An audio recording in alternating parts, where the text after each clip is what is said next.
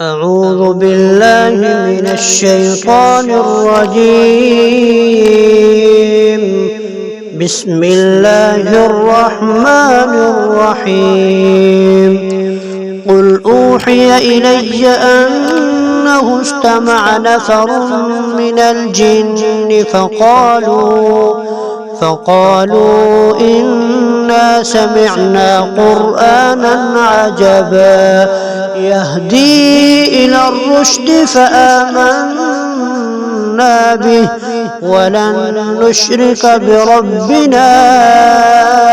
أحدا وأنه تعالى جد ربنا ما اتخذ صاحبة ولا ولدا وأنه كان يقول سفيهنا على الله شططا وأنا ظننا أن لن تقول الإنس والجن على الله كذبا وأنه كان رجال من الإنس يعوذون برجال من الجن فزادوهم رهقا وأنهم ظنوا كما ظننتم أن لن يبعث الله أحدا وأنا لمسنا السماء فوجدناها مليت حرسا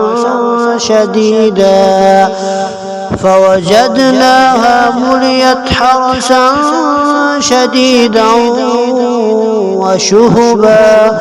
وأنا كنا نقعد منها مقاعد للسمع فمن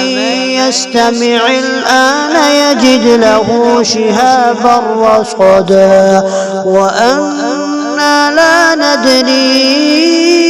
أشر أريد بمن في الأرض أم أراد بهم ربهم رشدا وأنا منا الصالحون ومنا دون ذلك كنا طرائق قددا وأنا ظننا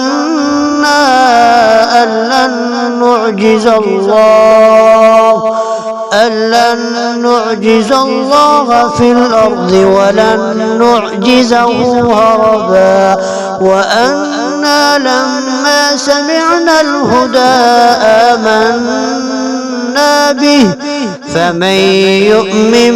بربه فلا يخاف بخسا ولا رهقا وأنا منا المسلمون ومنا القاسطون فمن أسلم فأولئك تحروا رشدا وأما القاسطون فكانوا لجهنم حطبا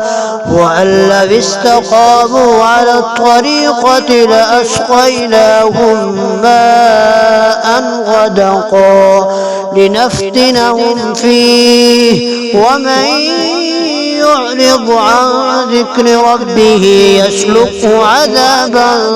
صعدا وأن المساجد لله فلا تدعوا مع الله أحدا وأنه لما قام عبد الله يدعوه كادوا يكونون عليه لبدا قل إنما أدعو ربي ولا أشرك به أحدا قل إني لا أملك لكم ضرا ولا رشدا قل إني لن يجيرني من الله أحد ولن أجد من دونه ملتحدا إلا بلاغا من الله ورسالاته ومن يعص الله ورسوله فإن له نار جهنم جهنم خالدين فيها أبدا حتى إذا رأوا ما يوعدون فسيعلمون من أضعف ناصرا وأقل عددا قل إن أدري قريب ما توعدون أم يجعل له ربي أمدا عالم الغيب فلا يظهر على غيبه أحدا إلا من ارتضى من رسول